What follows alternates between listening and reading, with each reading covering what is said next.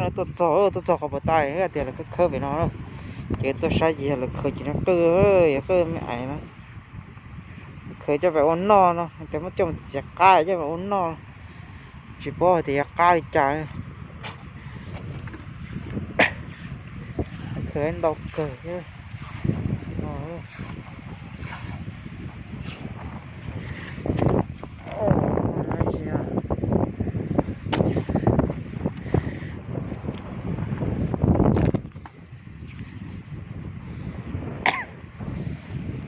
đó tôi khởi cho nó thì chỉ bao nó thì cả lĩa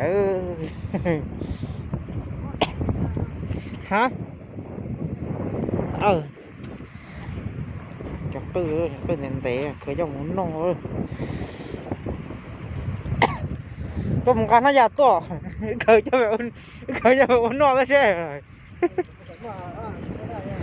đó ra hay một anh trẻ để đen nè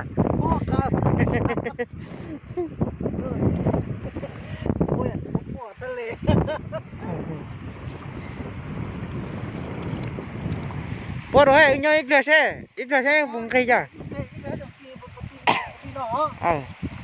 và chỉ nói xe cho mong xe để cho mong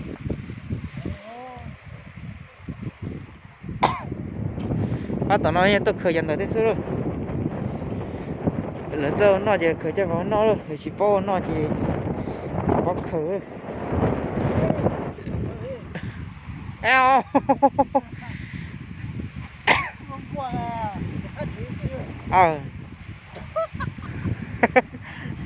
sao ha sao à chỉ sao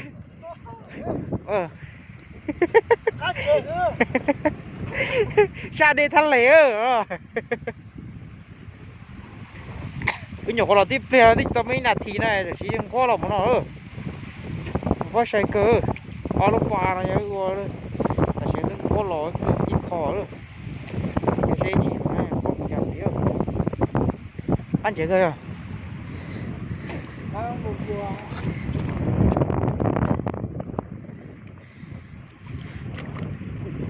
tôi khó này chị này nha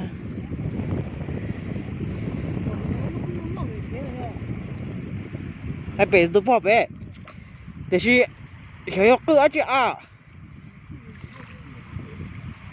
một khó nha đó cái gì đây số mẹ ôi tôi cũng cái chuyện này hả đi ra gấp bùa đó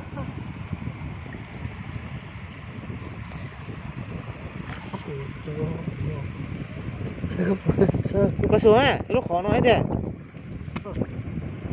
nè tạ từ nó này mua anh chưa nói hả ô sao nó nói bé trời yêu khởi giật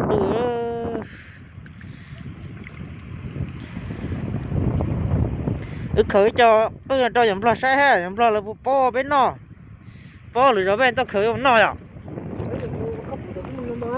thế nó tiền tao có to ấy rồi tiền sao hồ gì ha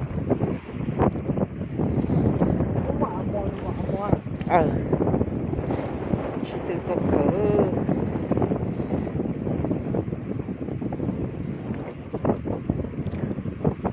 mình chỉ muốn tao có tàu tao lúc bà à đây cả nhân bây giờ đi khang được rồi thế thì muốn chơi là hay là cái khơi à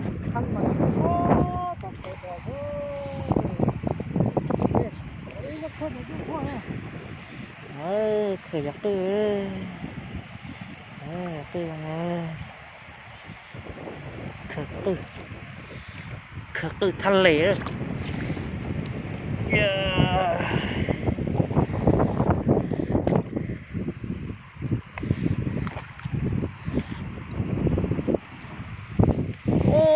lỗi bè thôi tôi khi mà nó là tôi đà là lỗi bè tôi đà á con dâu Thì sai ồ. Con dễ chỉ chơi. Luôn có rồi tao chơi. Ông có tao chơi chúng mất đẻ ồ. Chỉ ồ. Khởi nhập tư rồi.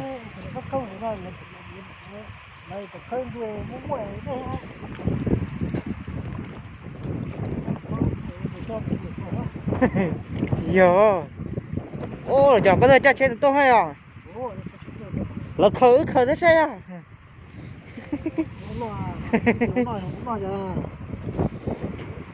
Muốn nọ chả đi thiếu nọ nha. Cái rủi à tư á, chị này nó sao? Cho một lại cái cho một quần là chuyện cũ thôi à. Là cái khơi dẹp bỏ là khơi gì? Đó là khơi thế xe. Đó chỉ xe chở nó cắt thay xe rồi. Cái này xe cơ. Bên lúc qua rồi nó nhau mà lâu là thì chỉ là thì nữa này. Quay sáng năm đây là ít tràn tàu ơ. Cái này nó cứ đang tay xe cơ. Đó, cho một xe hết trả đây. Nó cắt thay rồi xe nhá. Chứ nó chỉ là khởi cho nó nữa, không còn chỉ là con dê nữa.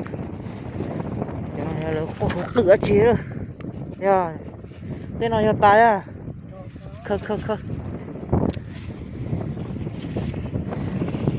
Khởi cho nữa. Cho bắt thông trở nữa. Có sẽ khó tự bật bật gì chỉ họ. Nhưng mà khó bật bật à. Bố. Cái nó trôi này. Ya, mau apa lu nyoke ya? Nó có khó nặng nghe. Thằng rồi. Cá tụi mi nó tôi im bươi.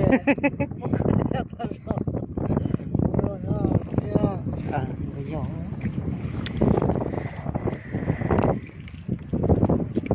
Lô, nó làm gì cho gặp bố luôn đó. Nó mẹ ấy rồi, chứ nó chỉ cậu thế rồi.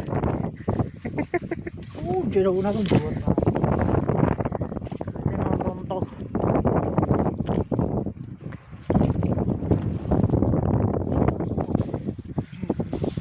Chéo, cho con trả gì cá chủ tên nó bự luôn gì cho tao chỉ trồng say nó trả cho mua chắn nó rồi.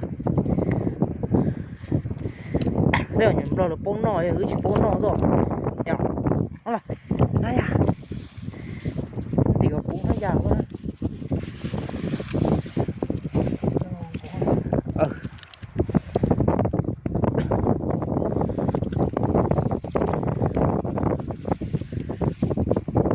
Này cái trong nó nằm o lu kia.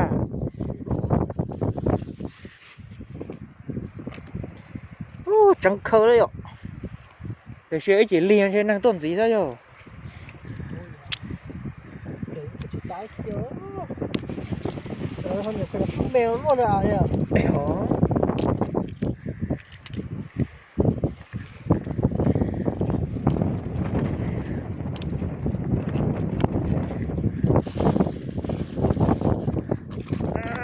Bờ lù thì nó chỉ chơi cho tao.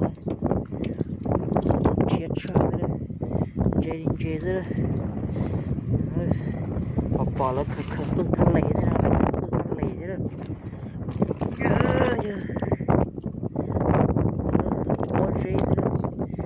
Thế mà chỉ là nó đơn tả. Hả chị? Ô, đây cây là con tổ. Lúc đòn nó nho là thùng ta chỉ bỏ ra một nó hết. Ta chỉ nó chơi. Nói chiều, tụi hàng tua của tụi nó nữa. Còn tao nhóc nào nhóc gọc nào cũng đó rồi. Hả? Muốn chọn có lọ? Cái chỉ lớn gái ở đây tụi polo yên.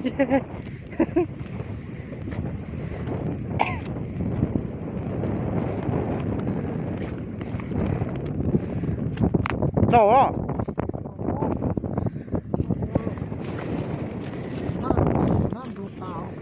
Còn ha, chắc phải no một cá rồi. Sao? Cho một no sẽ, nó khi sẽ. cái đấy non tàu nữa chỉ cho phải ôn nó ta chở cái tài sản phụ tỏ nó hay chở đâu tay chân bó dây tụi nó đâu lộ chưa chi thế nào hết đâu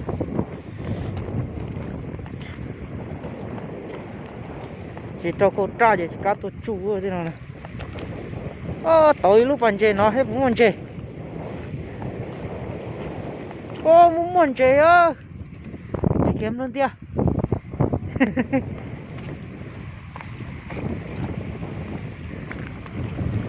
chắc nó chỉ cho mua à mua tao tao à nó ôi cho nó cho y thế cho to ta ấy nhưng mà chuyện cho con ta chỉ cá tốt chu ấy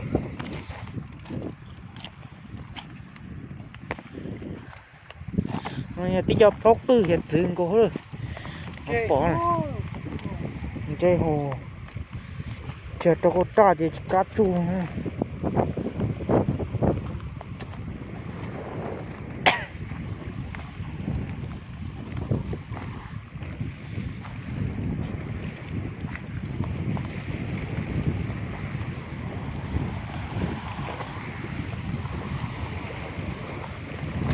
muốn chi say xe ở trong ly trà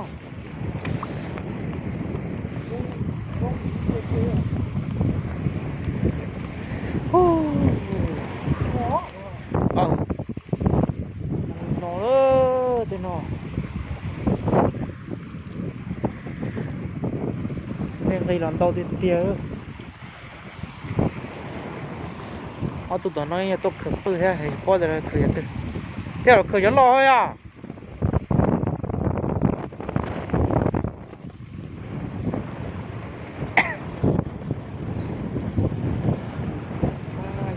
chôm đầu tư thế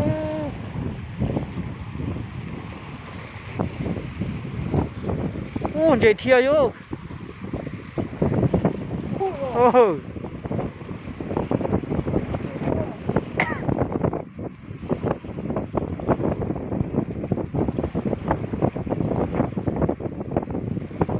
chôm đầu tư nữa em tứ vào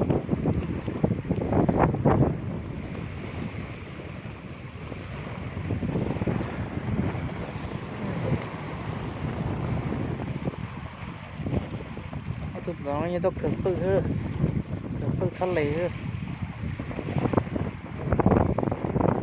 tiểu tiểu cực tư thế